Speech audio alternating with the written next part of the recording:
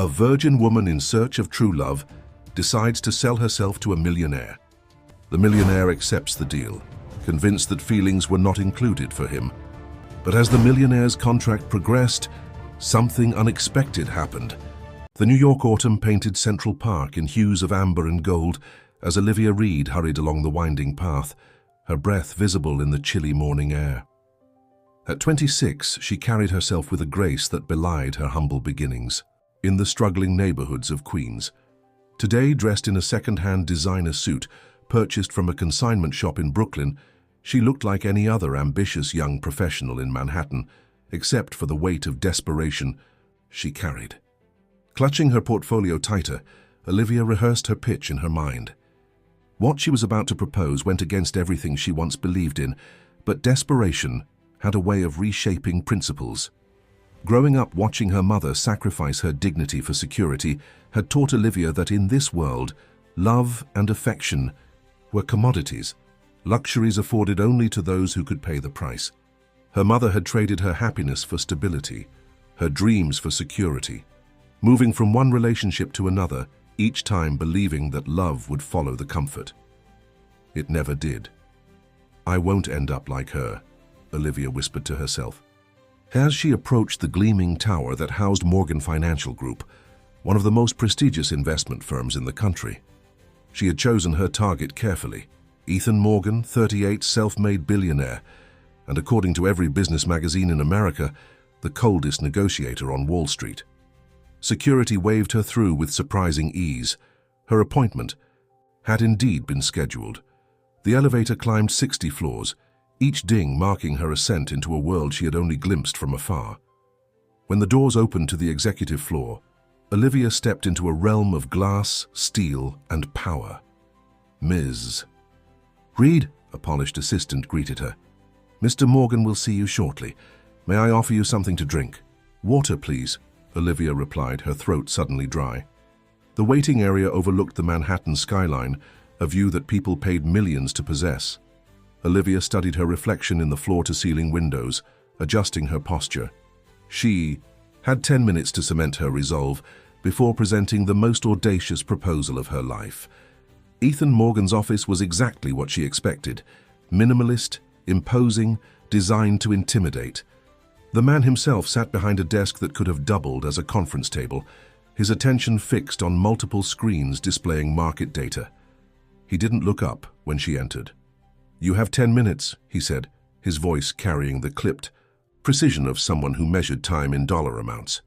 "I'm told you have a unique investment opportunity." Olivia had rehearsed this moment countless times, but standing before him, faced with his casual disregard, she faltered. Ethan Morgan was more handsome in person than in his photographs, with sharp features softened only by intense blue eyes that seemed to calculate her worth with a single glance. "I do," she finally said, fighting to keep her voice steady. "But it's not the type of investment your firm typically handles." This caught his attention. He looked up, leaning back in his chair, regarding her with sudden interest. "I'm listening." "I'm offering a contract," Olivia said, placing a sealed envelope on his desk.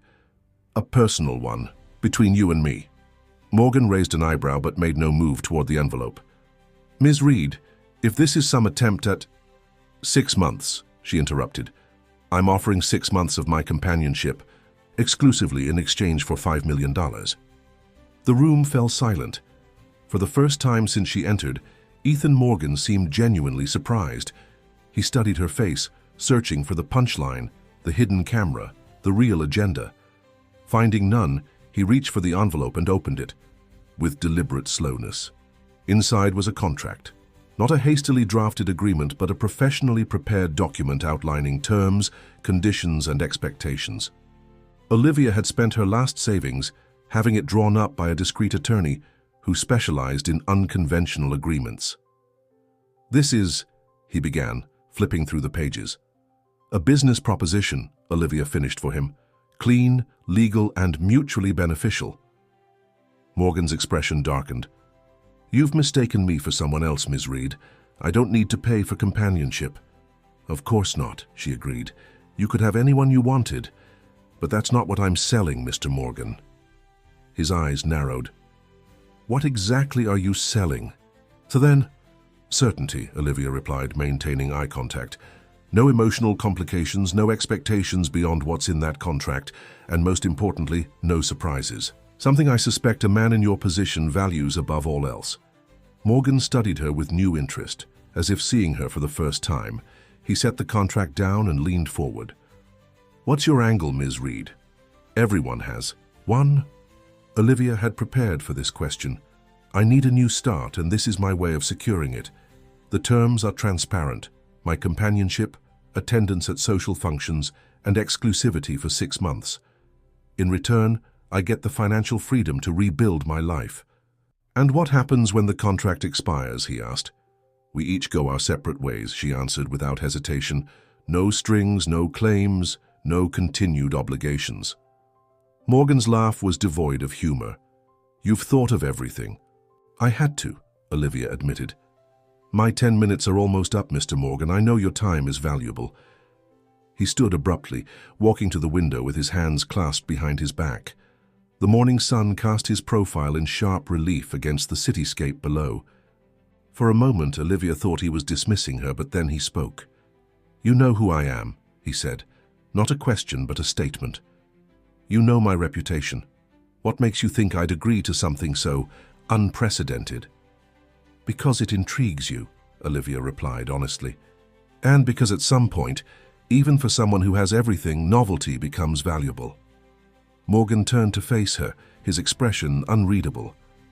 "Do you know why I'm successful, Ms. Reed?" "You never make decisions based on emotion," she answered, having studied him thoroughly. "Precisely." He returned to his desk and picked up the contract again, scanning it more carefully. "This arrangement would require discretion." "Absolute discretion is outlined in Section 4, Olivia pointed out. "And what assurances do I have that you'll honor these terms? That this isn't some elaborate setup?" Olivia met his gaze squarely. "The same assurances I have that you'll honor yours. The contract protects both of us." Morgan set the document down and studied her with clinical detachment. "Why me, specifically? There are plenty of wealthy men in New York." "Because you understand that everything is a transaction," she said simply.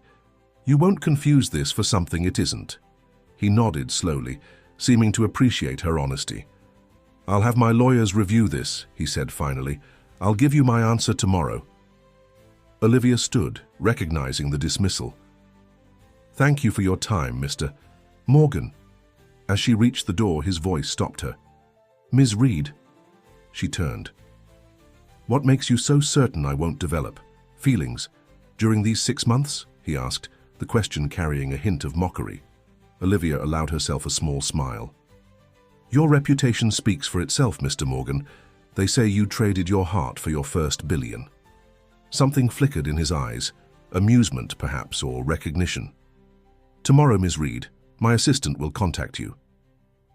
Walking back through the gleaming lobby, Olivia felt oddly calm. The die was cast. She had taken the first step toward freedom, toward paying the debt that haunted her every waking moment. What Ethan Morgan didn't know, what she'd carefully kept out of the contract, was that the money wasn't just for a fresh start. It was her only chance to escape the shadows that had followed her since childhood. As the crisp autumn air hit her face outside the tower, Olivia allowed herself one moment of doubt. Had she miscalculated? Would he see through her? Or worse, would he accept her offer only to discover the truth later? Her phone buzzed with a text message from an unknown number. "Ticking clock, Olivia. We're not patient people." Olivia deleted the message, her resolve hardening. She had 6 months to free herself from the past. 6 months living with a man incapable of love, playing a role she'd created specifically for this purpose. What she hadn't accounted for was the possibility that beneath Ethan Morgan's cold exterior might lie something unexpected, or that her carefully constructed plan could unravel in ways she never anticipated. The call came precisely at 9 o'clock the next morning. Ethan Morgan's assistant, her voice crisp and professional, informed Olivia that the contract had been reviewed and Mr. Morgan wished to discuss modifications. The meeting was scheduled for noon at his penthouse in Tribeca. Standing before the imposing building 2 hours later, Olivia smoothed the front of her dress, a simple black sheath that had cost a month's rent from her previous job as an administrative assistant. The doorman ushered her inside with a respectful nod, and the private elevator whisked her to the top floor without requiring a key or code. Expected, then. The thought brought little comfort. When the doors opened, Olivia stepped directly into a space that seemed designed to showcase Manhattan itself. Floor-to-ceiling windows offered a panoramic view of the city, making the penthouse feel like it was suspended in mid-air. The interior was masculine but not cold. Rich woods, leather, and subtle lighting created an atmosphere of understated luxury. Ethan. Morgan stood by a wall of windows, a glass of amber liquid in hand, despite the early hour. He turned at the sound of her arrival, his expression giving nothing away. "Ms. Reed," he acknowledged, gesturing toward a sitting area where documents were spread across a glass coffee table. "Please have a seat." Olivia moved with deliberate confidence, settling onto the leather sofa and crossing her legs. She wouldn't allow him to see her anxiety, the desperation that had driven her to his office yesterday. "Your contract was surprisingly thorough," he began, sitting across from her. "But my legal team found several points requiring clarification." "I'm listening," she replied, meeting his gaze steadily. Morgan leaned forward, setting his glass down. "First, the matter of public perception. If we proceed, you'll need a cover story explaining your sudden appearance in my life. The press is insatiable, and speculation would be inevitable." "What do you suggest?" Olivia asked. "You'll be introduced as a personal consultant, helping me prepare for the Vermont Heritage Foundation Gala. It's 6 months away, which aligns with our timeline." He spoke with the confidence of someone accustomed to controlling narratives. "The foundation focuses on historical preservation, something suitably benign." Olivia nodded. It was plausible enough. "Second," he continued, sliding a revised contract toward her, "I've added a non-disclosure agreement. It extends 20 years beyond the termination of our arrangement." 20 years is excessive," she countered immediately. Morgan's lips curved into the faintest smile. "Negotiating already?" "Always," she replied. 10 years with standard exceptions for legal proceedings." He considered this. "Acceptable." Third issue, the payment structure. $5 million as a lump sum creates unnecessary risk for both parties. Olivia tensed. The full amount up front was essential to her plans. "That's non-negotiable." "Everything is negotiable, Ms. Reed," he replied smoothly. "I propose $1 million up front, with the remainder placed in escrow to be released monthly." $3 million up front, she countered. "The remainder in escrow with an accelerated payment schedule." Morgan studied her face, clearly intrigued by her insistence. "You need the money immediately." "Why?" "My reasons are personal," Olivia said, firmly, "and outside the scope of our agreement." Something shifted in his expression, not softening exactly, but a new awareness. $2 million up front, he offered. "The remainder released in monthly installments, with a bonus clause if the arrangement proceeds without complications." Olivia calculated quickly. $2 million would cover the most pressing part of her debt, buying her time to figure out the rest. Define complications. "Breaches of discretion, unauthorized absences, emotional entanglements," he listed clinically. "The same applies to you," she pointed out. "Of course." Morgan reached for his glass. "I don't do emotional entanglements, Ms. Reed. That won't be a concern on my end." Olivia leaned back slightly. $2 million up front is acceptable, provided the first installment from escrow comes within 30 days. "Done?" He made a note on the document. "Now, regarding living arrangements, the contract specifies separate residences, but that creates logistical issues for security and discretion." "You want me to move in?" Olivia stated, not a question. "This penthouse has a separate guest suite with its own entrance," Morgan explained. "You would have privacy when desired, but availability when required for social functions or other aspects of our arrangement." Olivia considered the implications. Living under Ethan Morgan's roof meant greater scrutiny, less freedom to manage. Her outside concerns, but it also meant reduced expenses and better control of the narrative. "I'll need occasional days to myself," she stipulated. "Complete privacy, no questions asked." 2 days per month, he countered, with 48 hours notice. 3 days, 24 hours notice. Morgan nodded once, making another notation. "Regarding the physical aspects of our arrangement," he continued, without changing his tone, "the contract is surprisingly vague." Olivia felt her cheeks warm despite her best efforts. "I thought it best to establish parameters in person." "Practical," he acknowledged. "I expect exclusivity, as stated. Beyond that, my preferences are straightforward. I don't share personal." "Space easily, Ms. Reed. When intimacy occurs, it will be on mutually agreeable terms. I have no interest in coercion or discomfort." "Appreciated," Olivia replied, keeping her voice even. "I expect the same consideration." Morgan regarded her with that calculating gaze. "You're either remarkably composed or an excellent actress. Either quality serves our purposes." "Perhaps both," she offered, with the hint of a smile. He matched it briefly before returning to business. "One final point, the termination clause. As written, either party can end the arrangement with 30 days' notice, forfeiting remaining payments. I've added a mutual non-disparagement provision." "Acceptable," Olivia agreed, "with one addition. If you terminate without cause before 3 months, I retain half the remaining balance." Morgan raised an eyebrow. "You're concerned I'll grow bored?" "I'm ensuring my interests are protected," she corrected, "just as you are." He studied her for a long moment before nodding. "Very well. The revised contract will be ready by this evening. Assuming we reach agreement, when would you be prepared to begin?" "Immediately," Olivia answered, perhaps too quickly. Morgan caught it, his eyes narrowing slightly.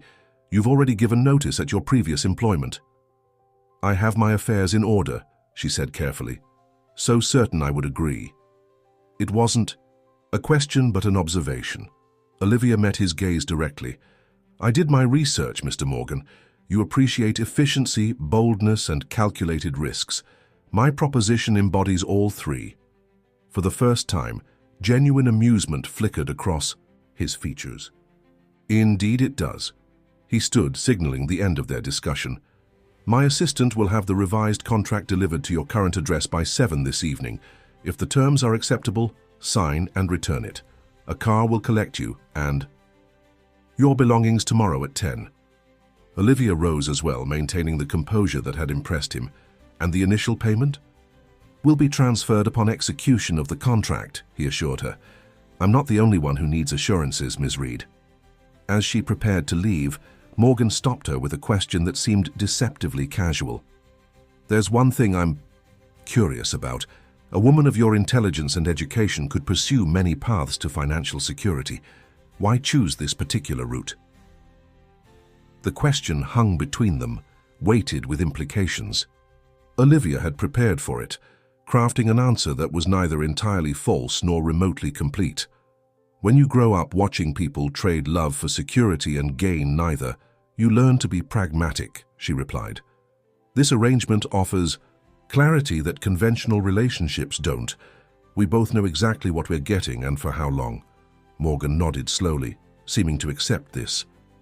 Until tomorrow, then.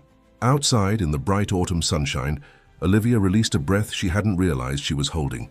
Phase 1 complete. By this time tomorrow, she would have $2 million, enough to keep the wolves at bay while she executed the rest of her plan. Her phone buzzed again as she hailed a taxi. Another text, same unknown number. "Time's running out, sweetheart. Meeting tomorrow, same place." Olivia deleted the message, her hands steady despite the fear coursing through her. She had anticipated this moment for months, planned for every contingency except one, the unsettling realization that Ethan Morgan, with his penetrating gaze and unexpected moments of perception, might see through her carefully constructed facade. The taxi wound through Manhattan traffic. Olivia reminded herself of the stakes. This wasn't about her, it never had been. She had made promises to someone who deserved better than the life they'd been given, promises she intended to keep, regardless of the cost to herself. By nightfall, the contract arrived as promised.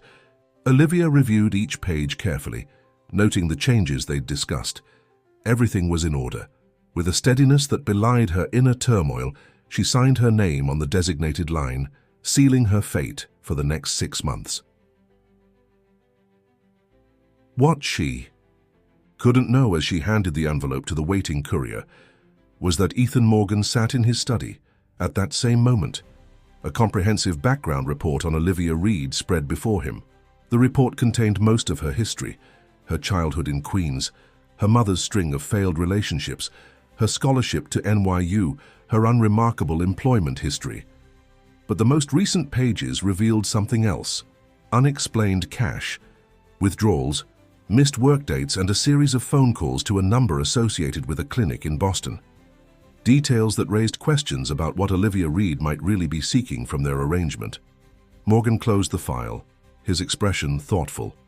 He hadn't built his empire by accepting things at face value. Ms. Reed was hiding something significant enough to drive her to extraordinary measures. For now, he would proceed as agreed. But Ethan Morgan hadn't survived in his world by ignoring his instincts, and every instinct told him that Olivia Reed's story had only begun to unfold. 1 month into their arrangement, Olivia stood before the mirror in her suite at Ethan's penthouse, hardly recognizing the woman who stared back. Her wardrobe had been completely transformed, filled with designer pieces that Ethan's personal shopper had selected with meticulous attention to both style and practicality. Her hair, once maintained with drugstore products, now gleamed after treatments at Manhattan's most exclusive salon. Even her posture had changed, carrying the subtle confidence that came from moving in spaces previously closed to her. "The car will be here in 20 minutes, Ethan's voice came through the intercom system. "The Whitmore Foundation dinner begins at 8. "I'll be ready," Olivia confirmed, reaching for the sapphire earrings that had arrived that morning in a velvet box. "Appropriate for tonight's event," the accompanying note had stated in Ethan's precise handwriting. Their dynamic had evolved into something unexpectedly comfortable. During the day, Ethan worked, and Olivia managed her own affairs, carefully scheduled around his calendar of business meetings and social obligations.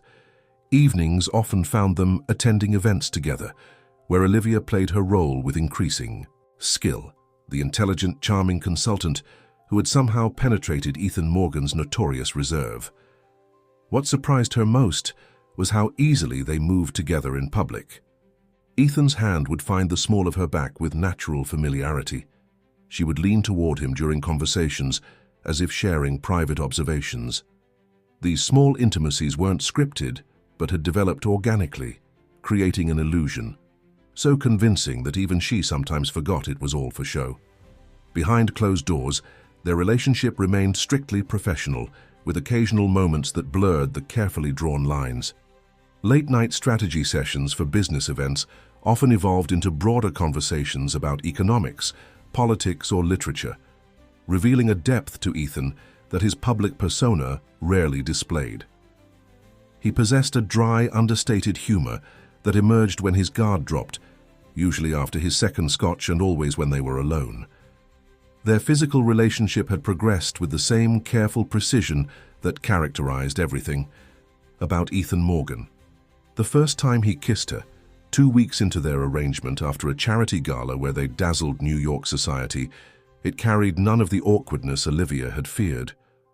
Instead, it felt like the natural conclusion to an evening where their performance had been particularly convincing. The intimacy that followed was equally measured, passionate but contained, as if Ethan approached even desire with strategic restraint.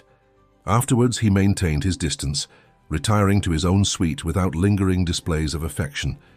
It was exactly what their contract stipulated, yet Olivia found herself unexpectedly troubled by his ability to compartmentalize so completely.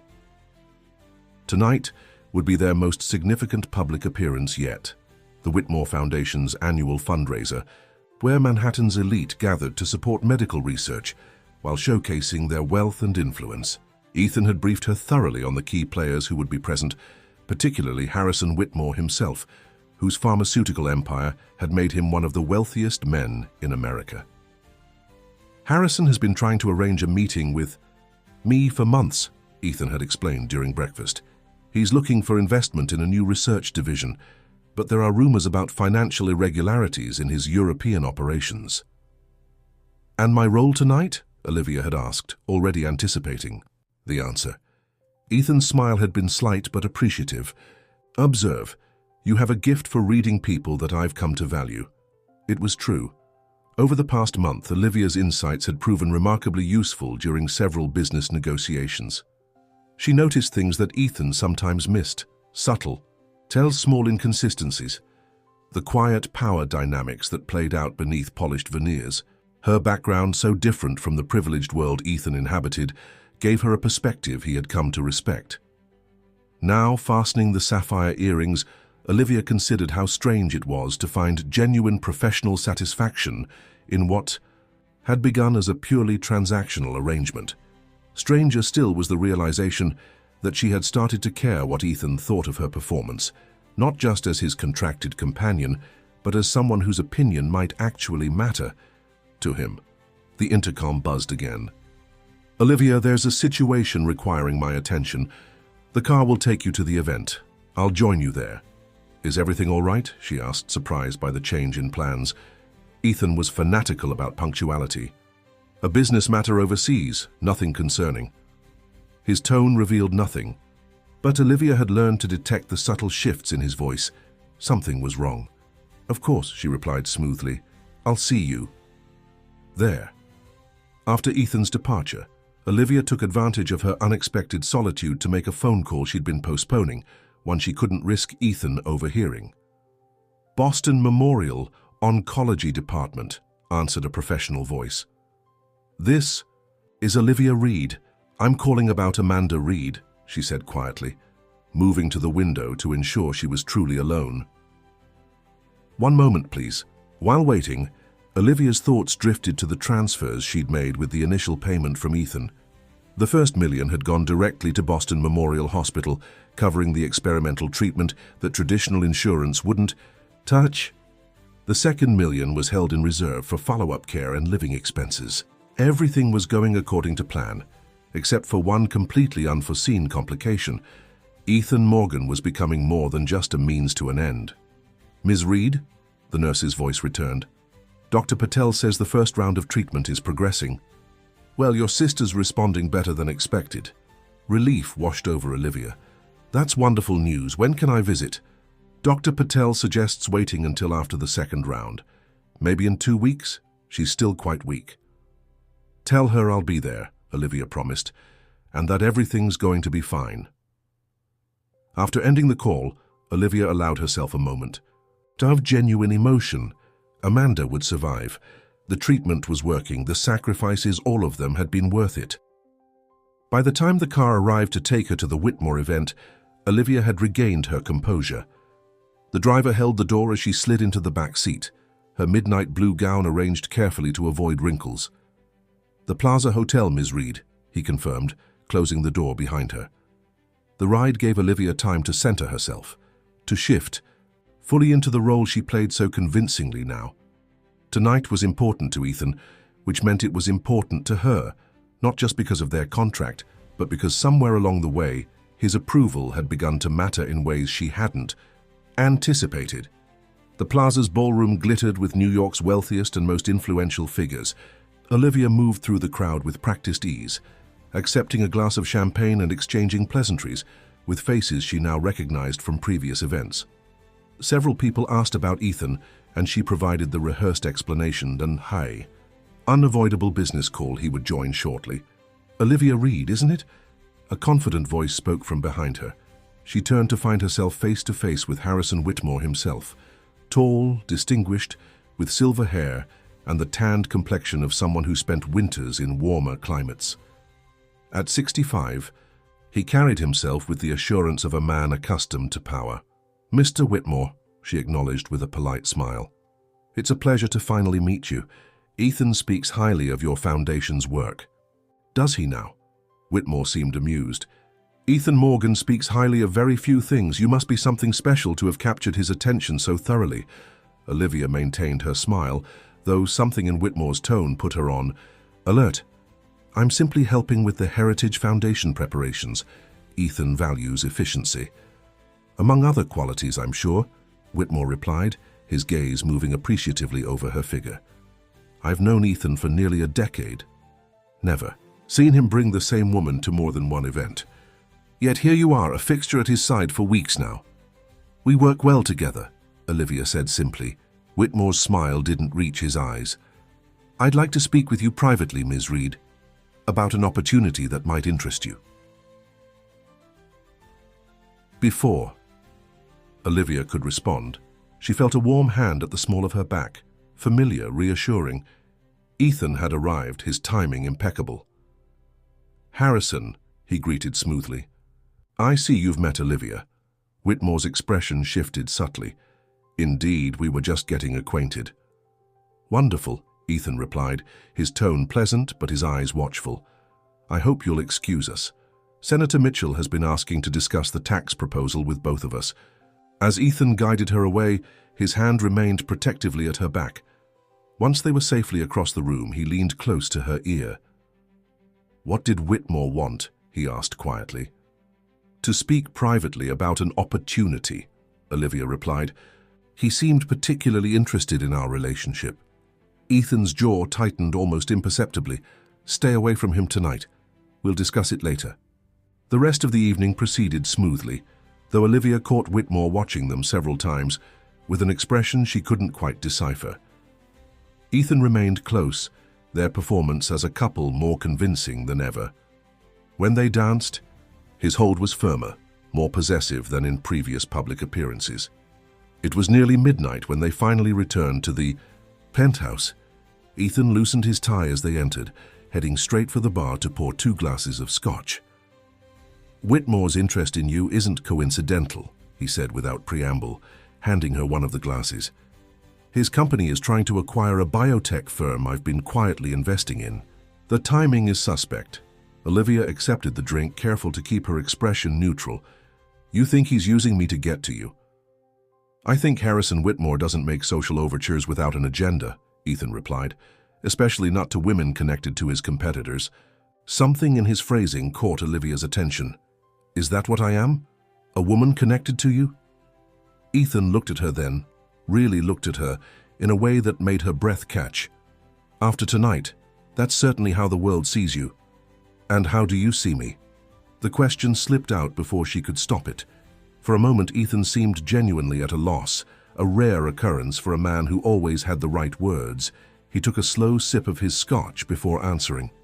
You're becoming indispensable, he admitted finally, in ways I didn't anticipate. The admission hung between them, weighted with implications neither was prepared to address. Olivia set her glass down, suddenly aware of how dangerous this conversation could become. It's late, she said softly. We should both get some rest. Ethan nodded but made no move to leave. Whitmore will approach you again. When he does, I want to know immediately. Of course, Olivia agreed. Good night, Ethan. As she turned to go, his voice stopped her. The earrings suit you. They're yours to keep regardless of what happens when our arrangement ends. Olivia touched one of the sapphires, unexpectedly moved by the gesture. Thank you. In the sanctuary of her suite, Olivia removed the jewelry carefully, placing the earrings in the growing collection of gifts Ethan had presented her with over the past month. Each came with the same proviso, yours to keep, as if he was consciously creating a safety net for her future. Her phone buzzed with a text message, and Olivia felt the familiar chill when she saw the unknown number. We've been patient. Too patient. The clock is ticking, and your sister's treatment won't matter if you can't protect her. Meeting tomorrow, 3 p.m. Come alone. As she deleted the message, Olivia realized with growing dread that her carefully constructed plan was beginning to unravel. Harrison Whitmore's unexpected interest, Ethan's increasing attachment, and the shadows from her past converging all at once. It was only a matter of time before everything collided. What she couldn't possibly know was that at that very moment, Ethan Morgan was in his study, reviewing security footage from the building's lobby. On the screen, a man in a nondescript suit delivered an envelope to the front desk, an envelope addressed to Olivia Reed. the same man who had been photographed 3 days earlier entering a building owned by Harrison Whitmore's private investment firm. 3 months into their arrangement, Olivia sat in a quiet cafe in Boston, watching her sister take small, careful bites of a blueberry muffin. Amanda Reed was 24, 2 years younger than Olivia, with the same dark hair and determined chin. But where Olivia's features had hardened into practical resilience, Amanda's still held a gentleness that even aggressive cancer treatment couldn't erase. "You look different," Amanda observed, studying her sister across the table. "It's not just the clothes or the haircut. There's something else," Olivia smiled, deflecting. "It's probably exhaustion. The consulting work is demanding." "Liar," Amanda said without heat. "This mysterious job of yours, the one that miraculously paid for experimental treatment that costs more than most people's houses, it's changed you." Olivia looked down at her untouched coffee. The lies she told her sister weighed on her more heavily than any others. "The work is challenging but rewarding. I'm learning a lot." "From this Ethan Morgan?" Amanda pressed. "I Googled him, you know. Billionaire investment guru, Harvard Business School, features in Fortune and Forbes. Not exactly your usual crowd, Liv." "He values different perspectives," Olivia replied carefully, "and he pays extremely well for discretion and competence." Amanda reached across the table to take her sister's hand. "I'm grateful, more than I could ever express. But I'm worried about you. These trips to Boston are too brief, and when you're here, you're constantly checking your phone. Whatever. You've gotten yourself into—" "I'm fine," Olivia interrupted firmly. "The treatment is working, that's all that matters." "Not if the cost is too high," Amanda countered, her eyes suddenly glistening. "I never asked you to save me, Liv. Not like this." Olivia squeezed her sister's hand. "You didn't have to ask. And I'm handling everything. The doctor says you could be in full remission within 6 months." "And then what?" Amanda asked. "You'll quit this mysterious job? Go back to your old life?" The question caught Olivia unprepared. 3 months ago, the answer would have been simple. Complete the contract, ensure Amanda's recovery, use the remaining money to start fresh somewhere far from the shadows of their past. But now, with half their arrangement complete, the thought of walking away from Ethan filled her with an unexpected sense of loss. "Let's focus on getting you healthy first," Olivia deflected again. "How's the physical therapy going?" Amanda allowed the subject change, describing her progress with cautious optimism. As they talked, Olivia's phone buzzed with a message. She checked it discreetly under the table. "Deal with Whitmore finalized. Success, returning to NY early." A small smile touched Olivia's lips before she could suppress it. Amanda caught it immediately. "That's him, isn't it? Your mysterious benefactor." "Just work," Olivia replied, tucking the phone away. "You care about him," Amanda said, not a question but a realization. This isn't just about the money anymore. Before Olivia could respond, her phone rang, not with Ethan's private ringtone, but the generic tone she'd assigned to unknown numbers. Her stomach tightened as she glanced at the screen. "I need to take this," she said, standing quickly. "I'll be right back." Outside the cafe, Olivia answered with her back pressed against the brick wall. "What do you want? I told you not to contact me directly." "Plans change, sweetheart," came the smooth voice of Victor Castillo, the man who had haunted her nightmares for years. "Your payment was appreciated, but incomplete." "We had a deal," Olivia hissed. $2 million covered Amanda's debt. You agreed to—" "I reconsidered," Victor interrupted. "Your sister borrowed money for experimental treatment that insurance wouldn't cover. Touching, really. But gambling on medical miracles is expensive, and interest compounds." Olivia closed, her eyes briefly struggling to maintain composure. "How much?" "Another $3 million should settle things permanently. Consider it an investment in your sister's continued good health." The threat was unmistakable. Olivia glanced through the cafe window at Amanda, laughing with a waitress who'd stopped by their table. "I don't have that kind of money," she said finally. "Don't you?" Victor's voice turned silky. "Your arrangement with Ethan Morgan seems quite lucrative, or perhaps Mr. Morgan himself would be interested in helping if he knew the situation." Ice flooded Olivia's veins. Stay away from him. This has nothing to do with Ethan. Everything has a price, Olivia, even secrets. Victor paused, especially when those secrets involve Harrison Whitmore. The mention of Whitmore's name sent a chill through Olivia. What are you talking about? Let's just say Mr. Whitmore and I share certain business interests, Victor replied. He mentioned meeting a fascinating woman at a charity event, Ethan Morgan's new companion. Imagine his surprise when I recognized your description. What do you want? Olivia demanded again, her mind racing. Information, Victor said simply. Morgan is finalizing a deal that directly impacts Whitmore's pharmaceutical interests. You're going to tell us what you know. I don't have access to Ethan's business dealings, Olivia insisted. Victor's laugh was cold. We both know that's not true. 3 days from now, the usual place. Bring the information or I'll be paying your sister a visit instead. The line went dead. Olivia stood frozen, her breath coming in shallow gasps.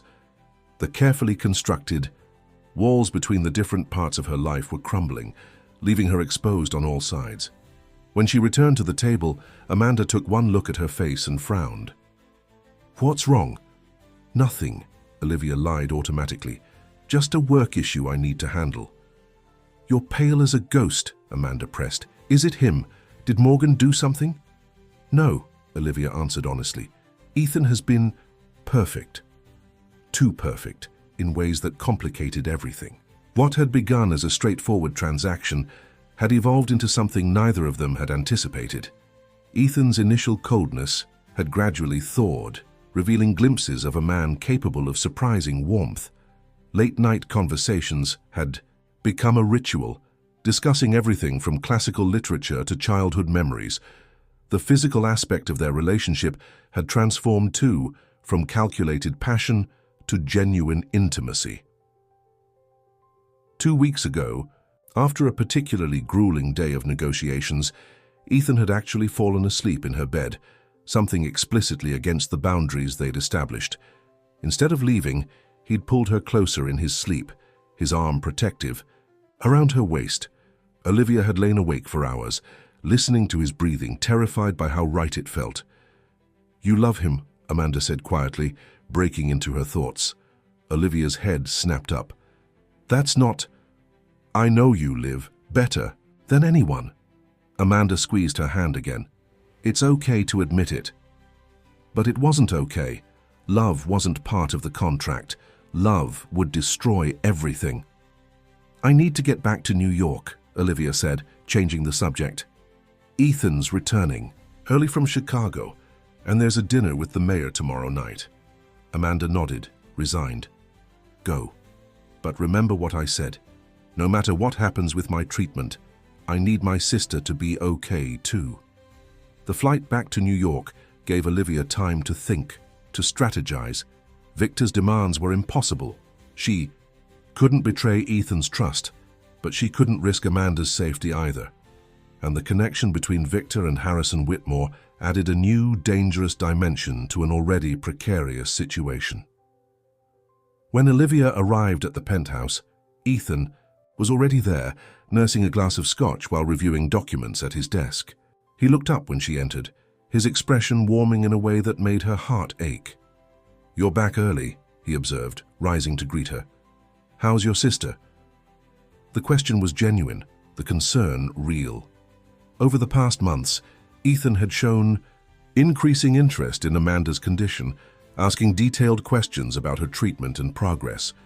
Olivia had been careful to share only general information, maintaining the story that Amanda had a rare autoimmune condition rather than cancer. Better, Olivia replied truthfully. The doctors are optimistic. Ethan nodded, studying her face. Something's troubling you. It wasn't a question. 3 months of close proximity had given him an uncanny ability to read her moods, to detect the subtle shifts in her demeanor that others missed.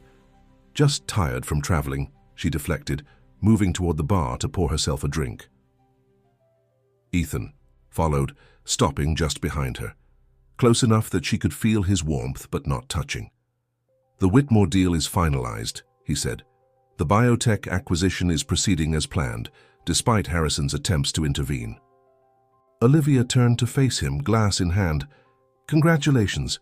You've been working on this for months. We've been working on it, Ethan corrected. Your insights about Whitmore's negotiation tactics were invaluable. Pride flickered briefly before Olivia remembered Victor's demands. The information Ethan was sharing so freely was exactly what Victor wanted. Details that could potentially sabotage the deal or give Whitmore an advantage. I should change before dinner, Olivia said, needing distance to clear her head. As she moved to pass him, Ethan caught her arm gently. Olivia, his voice had softened. There's something else. The board voted today on the new executive structure. Her pulse quickened. Ethan had mentioned this reorganization weeks ago, a streamlining of leadership that would consolidate power among a select few. They approved all my recommendations, he continued, including creating a new position, Director of Strategic Analysis. I'd like you to consider taking it. Olivia stared at him, momentarily speechless. What? You have a natural gift for this work, Ethan explained. Your background gives you insights that no one else on my team possesses. This would formalize your role within the company, beyond our personal arrangement. Our contract has 3 months remaining, Olivia reminded him, struggling to process what he was offering. The position would begin after our contract concludes, Ethan clarified. It's not contingent on our personal relationship continuing. This is a professional opportunity based solely on your abilities. The salary he named made Olivia's breath catch, enough to secure Amanda's continued care and still build a future for both of them. But more significant than the money was what the offer represented: legitimacy, respect, a path forward that didn't involve selling pieces of herself. I don't know what to say, she admitted. Ethan's expression was surprisingly vulnerable. You don't have to answer now, think about it. As they prepared for dinner that evening, Olivia's thoughts remained in turmoil. Ethan's offer represented everything she'd ever wanted: security, recognition, a chance to use her mind rather than her circumstances to get ahead. But Victor's threat loomed like a shadow, tainting the possibility of a future she hadn't dared imagine.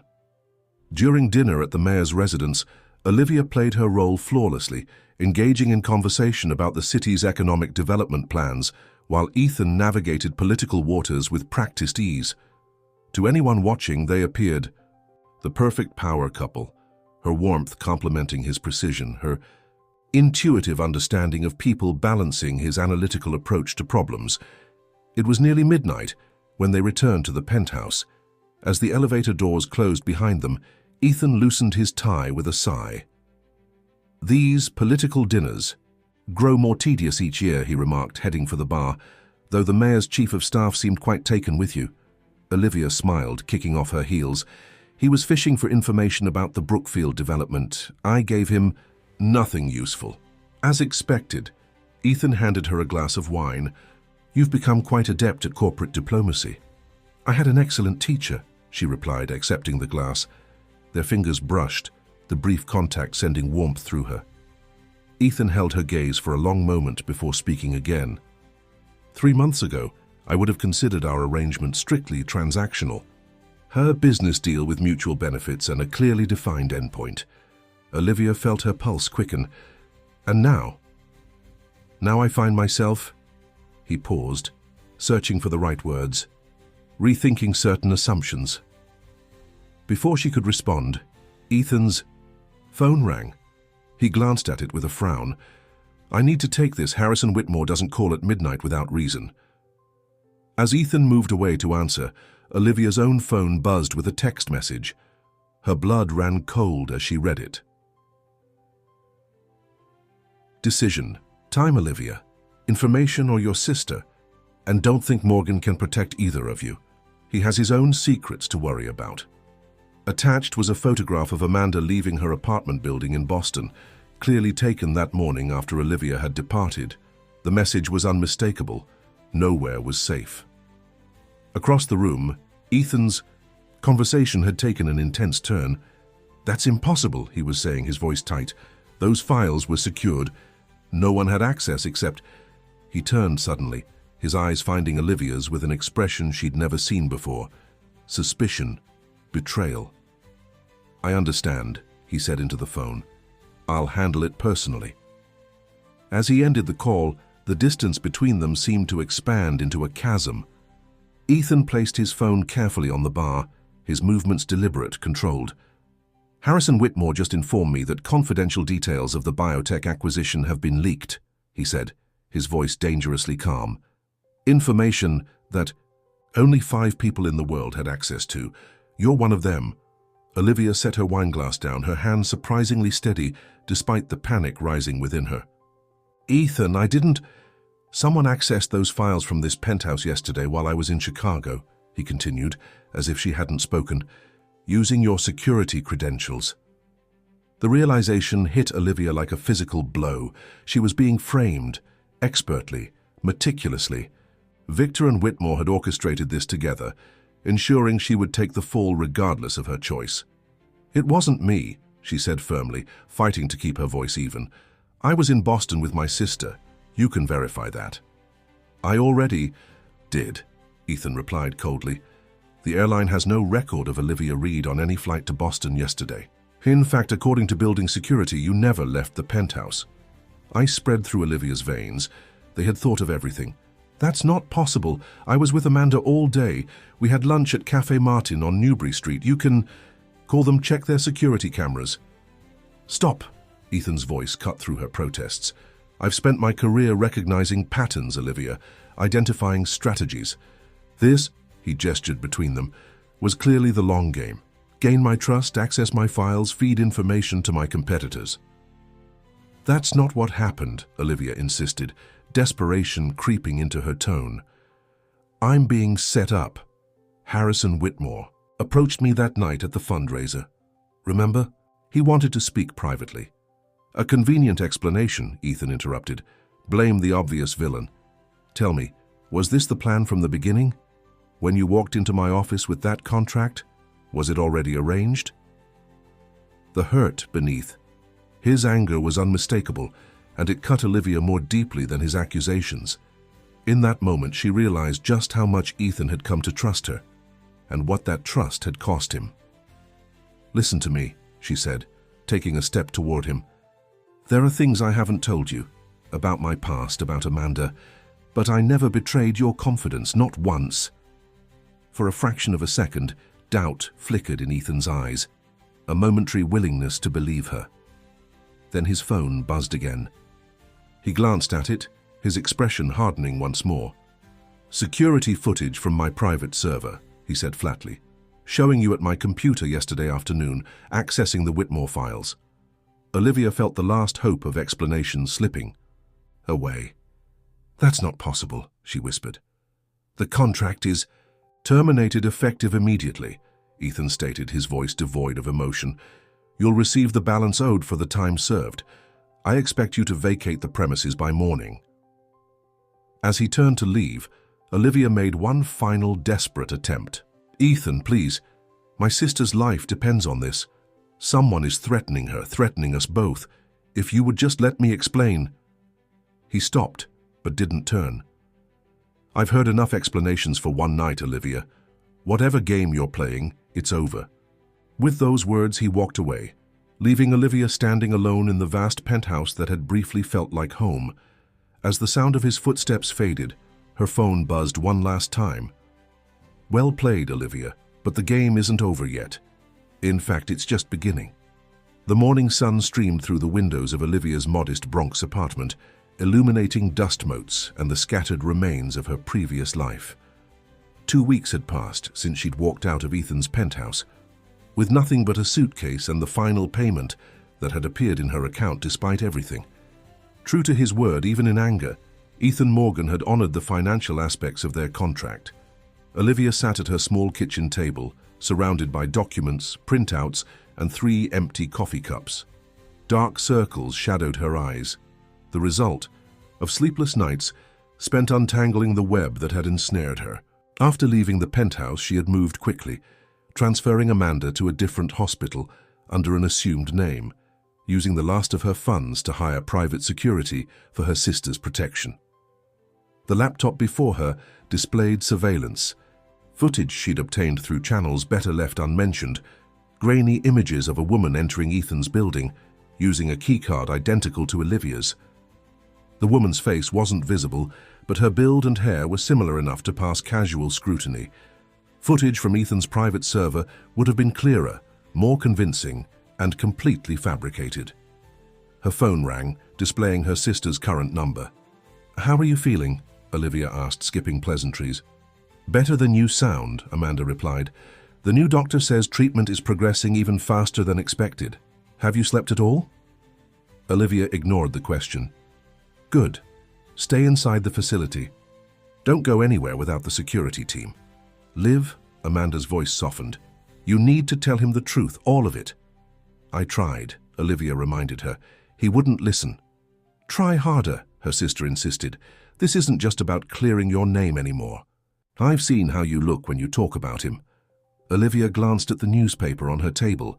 The business section featured a photograph of Ethan at a corporate event, his expression unreadable as he shook hands with Harrison Whitmore. The headline announced a surprising partnership between their companies, a joint venture that contradicted everything Ethan had been working toward before her departure. "It's too late," Olivia said finally. "He's already realigned with Whitmore. Whatever Victor wanted, he got it." "Then why are they still looking for you?" Amanda challenged. "If they won, why does my security team report suspicious vehicles outside the hospital every day?" It was a question that had troubled Olivia as well. Victory should have ended their pursuit, yet Victor's men continued searching for them both. Something wasn't adding up.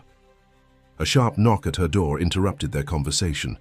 Olivia froze, her hand instinctively reaching for the drawer where she kept a small canister of pepper spray. "I have to go," she whispered to Amanda. "Be safe." The knocking came again, more insistent.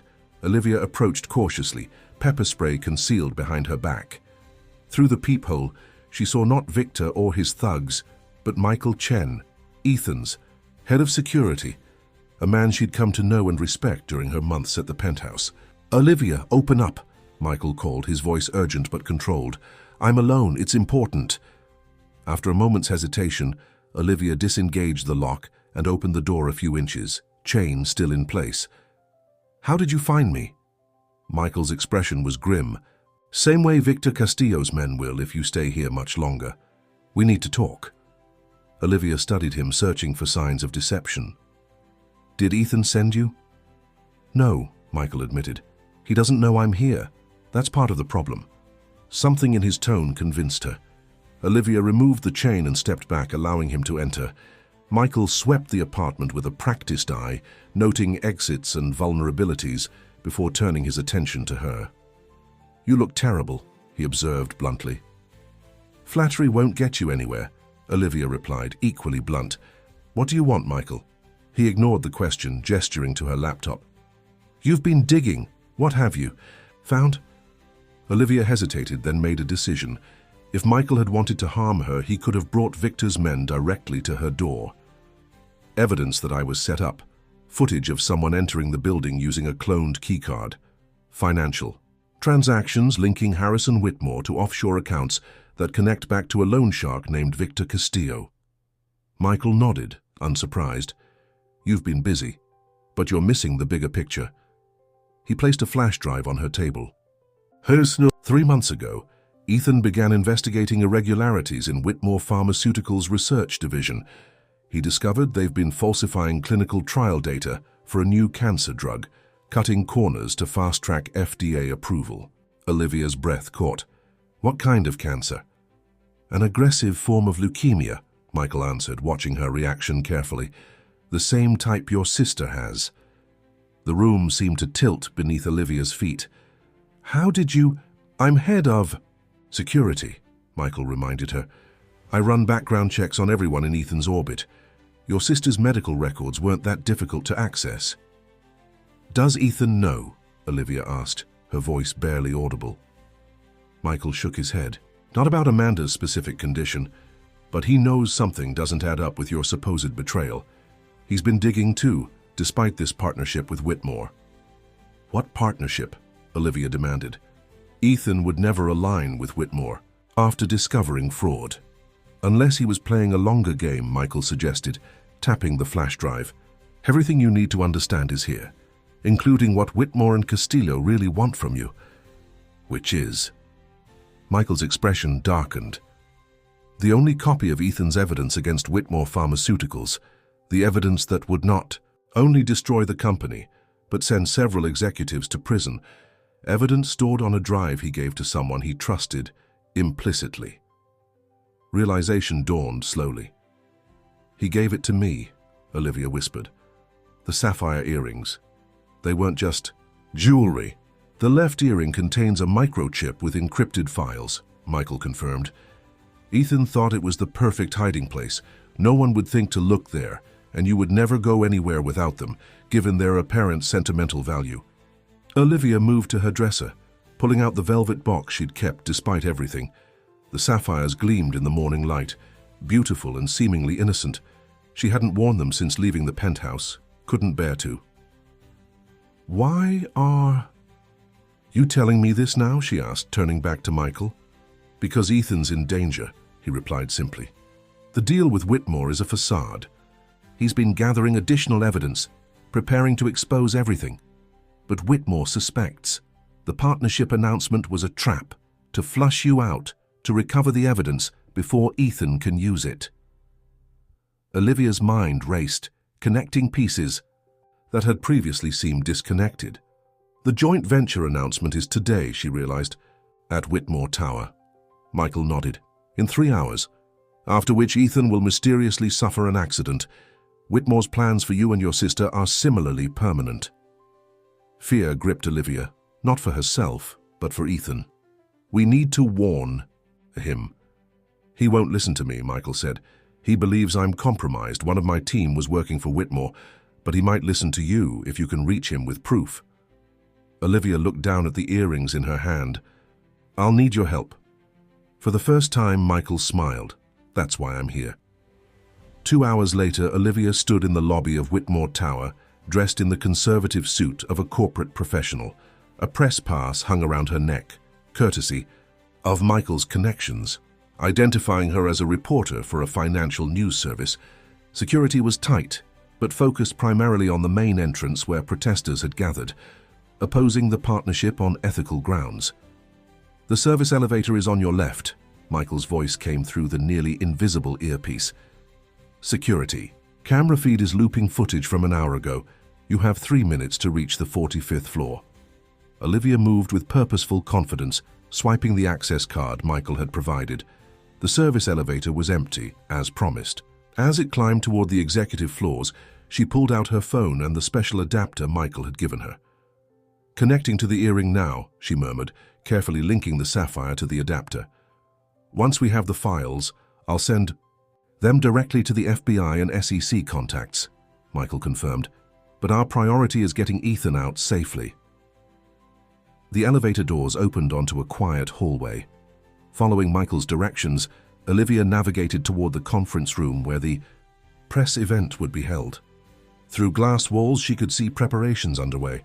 A podium with both company logos, rows of chairs for the press, champagne being arranged on side tables. "The green room is at the end of the hall," Michael instructed. "Ethan should be there, preparing his statement. You'll have maybe 2 minutes before security realizes who you are." Olivia took a deep breath, steeling herself for the confrontation ahead. The files were downloading from the earring, concrete evidence of Whitmore's crimes and his connection to Victor Castillo. But would it be enough to convince Ethan of her innocence? As she approached the green room, Olivia heard raised voices from inside. One belonged to Ethan, the other to Harrison Whitmore himself. "This arrangement has served its purpose," Whitmore was saying. "You've had your suspicions confirmed. Now it's time to conclude our business." "You mean it's time to silence me?" Ethan replied, his voice cold. "Did you really think I wouldn't recognize a trap, Harrison?" Olivia paused outside the door, listening. "A man like you always has contingencies," Whitmore acknowledged. "But I have your weakness, the lovely Ms. Reed and her unfortunate sister. Victor's men are quite persuasive." "Touch either of them and the evidence goes public immediately," Ethan warned. Whitmore laughed. "The evidence you hid with Olivia? She's disappeared along with your precious files. My men will find her eventually, but until then you'll play your part." Olivia had heard enough. She pushed open the door, stepping into the room with her phone extended, recording everything.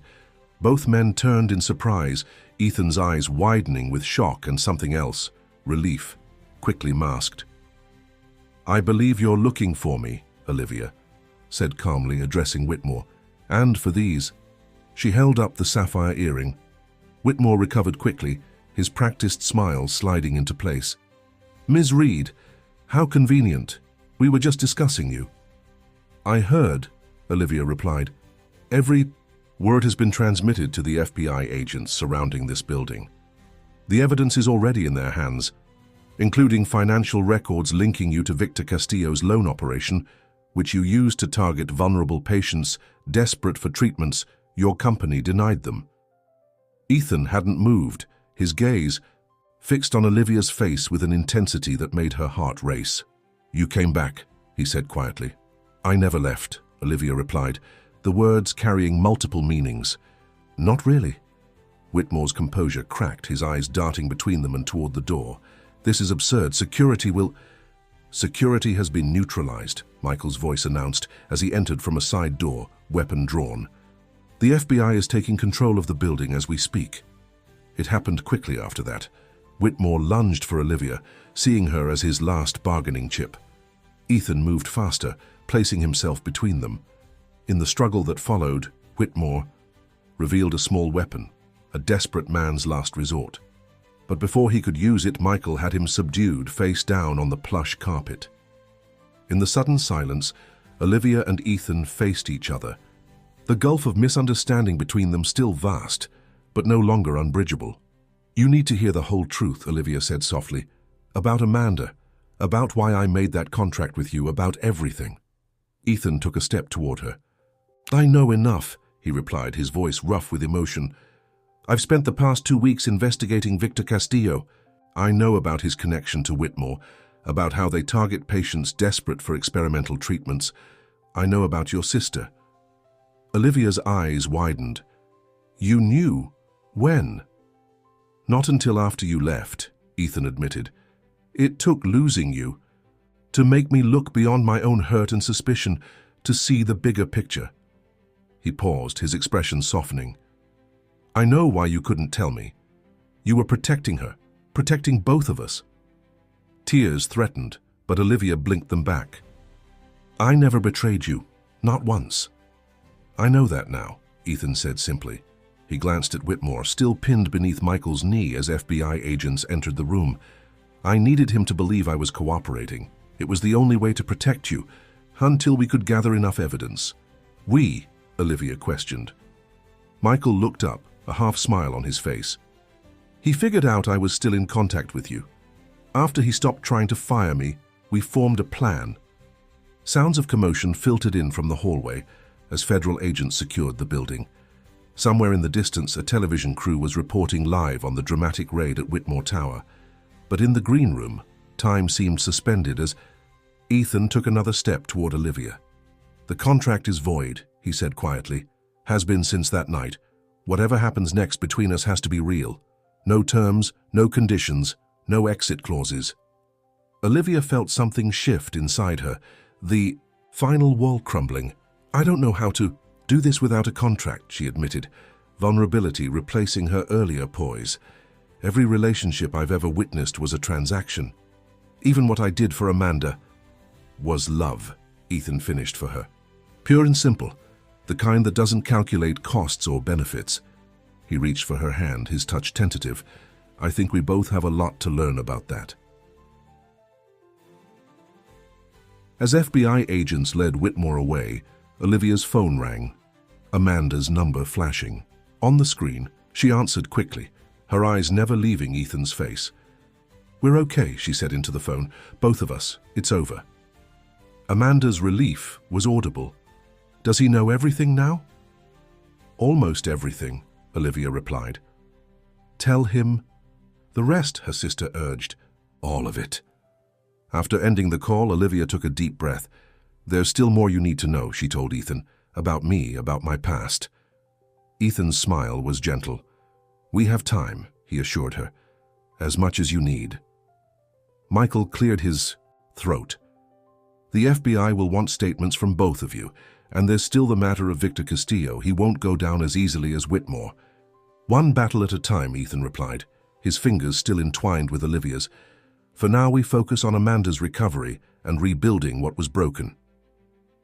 As they left the green room together, navigating through the controlled chaos of the FBI operation, Olivia felt a strange sense of peace wash over her. For the first time, she wasn't calculating escape routes or weighing risks against rewards. She was simply present, her hand in Ethan's, facing whatever came next together. 6 months later, Olivia stood in the garden of the Boston Rehabilitation Center, watching as Amanda walked unassisted for the first time since completing her treatment. The autumn leaves mirrored those that had fallen when Olivia first entered Ethan's office with her unusual proposal. A lifetime ago, it seemed now. She's getting stronger every day, Ethan observed, coming to stand beside her. The doctors say she could be ready to move to New York by Christmas. Olivia leaned against him, drawing comfort from his solid presence. I never thought we'd get here, she admitted. There were so many times I almost gave up.